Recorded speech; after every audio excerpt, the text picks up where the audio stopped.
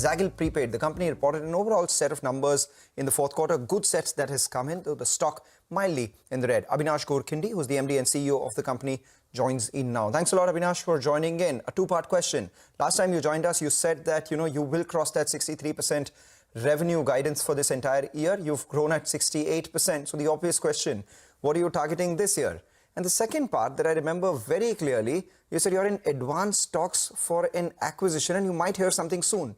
It's been over 3 months. We haven't heard anything yet. What's the update there? Thank you, Nigel, for having me today, and good to be on your channel. I think, yes, we are delighted to announce a great set of results. We far exceeded our guidance of 63% and we closed at 68%. And we've grown on all metrics, whether you look at EBITDA, whether you look at PAT, where we doubled our PAT. And cash flow has improved considerably. So we are delighted, absolutely delighted with our numbers. Of course, there's more to do. This year, our guidance right now, given all the volatility around the world and all the uncertainty, we are right now guiding for about 35 to 40%, which is organic, which is on a standalone Zaggle basis, not including any benefits that we accrue through acquisitions. So that's the first question. The second question, yes, these acquisition conversations are on. There are a lot of great opportunities that we are looking at, and there are quite a few which are pretty close to closure. I don't want to jump the gun and say that, yes, this has happened or that has happened. So kindly, wait for the news. Some of these things take, a little while in closure. So that's where we are. We are pretty close to closing at least a couple of big acquisitions in this year. So all right. Hi, Avinash. This is Nigel. Mangalam had asked you the first question, but congratulations on outpacing the guidance that you put up. Couple of questions here now. What are the odds that this year as well you go ahead and you outdo this 35% growth that you're guiding for? That's point number one. Point number two is you were guiding that margins to start moving towards mid-teen. That's the longer term, right? In the near term, what kind of a margin expansion should we expect for FY26? Take the second one first, Nigel. Margins we have already guided for this year and said last year we had given a guidance of 9 to 10%, and we stuck to that range. We were as per our guidance. This year our guidance for margins would be 10 to 11%, and over the next 4 years, we look to move that to about 15%. That's where we are aiming for.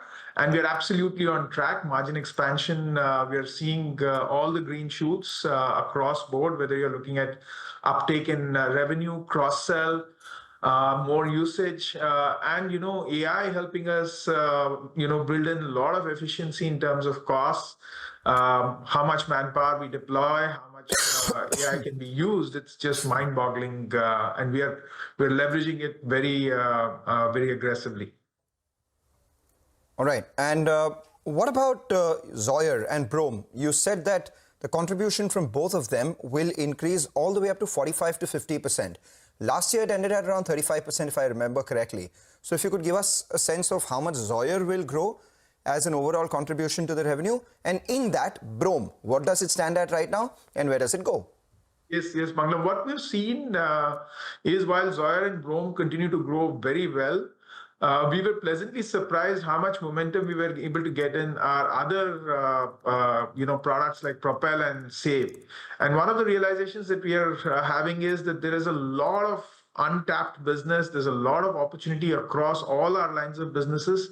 And as we are getting better known, as people are building more confidence in Zaggle, a lot of businesses coming to us from great brands, great companies.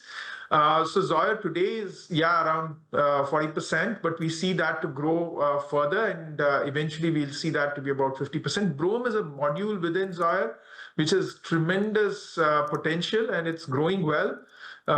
In all these cases, we see a lot of, contracts first, and then over time, they fructify in terms of revenue and profits. So we are in that initial phase of Brom. The first 6 months is how I would say, where we are really gaining those contracts, and many of them are going live. All right, Avinash, final question from my end before we let you go.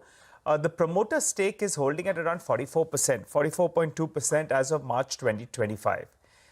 You had plans, I think, to go ahead and increase stake further. Where do we see the promoter stake headed to? You have a 5% window every year. Do you think they'll use that in this year? Fingers crossed, Nigel. Let's see how the year pans out. Both Dr. Raj and I are extremely bullish about Zaggle, and we are always buyers. So we are always looking to up our stake, to be honest, because we see there is so much opportunity, so much potential. And so many good things that we are doing internally, which will result in great margins and cash flows in the coming years. But too early for me to comment whether we'll increase our stake this year. But as such, we are absolutely, always buyers of the Zaggle stock. No, the intent is but to go up, right? Towards that 50%. And now there's a sale going on because the stock has come off drastically from the top. So if you don't back your stock, who else will? So we'll have to keep an eye on that. Yeah, Manglam. That's exactly what I was saying. It's down about 40% from the highs as well. And you're saying not this year, maybe not, or maybe we don't know yet. But at 40% discount from the top, maybe if you're bullish on the prospects of the company, this would have made sense. But then again, you're the promoter, you know a lot better than everyone else out here as well. We did buy last year significantly post the QIP, right? And there's also the practical point that we should have the cash. Yeah, we understand that. We totally understand that, Avinash. Just a final question before we let you go. Your cash flow from operations improved a lot from last year. From negative, it's turned into a positive 20 crores, but it's still just 1/5 of the annual EBITDA that you generate. So what's your target of cash flow from operations this year? Because operating leverage typically shows itself most in the CFO.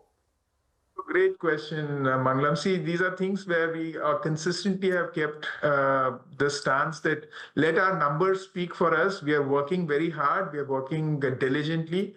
And the numbers are absolutely showing that, right? I mean, the movement is very strong.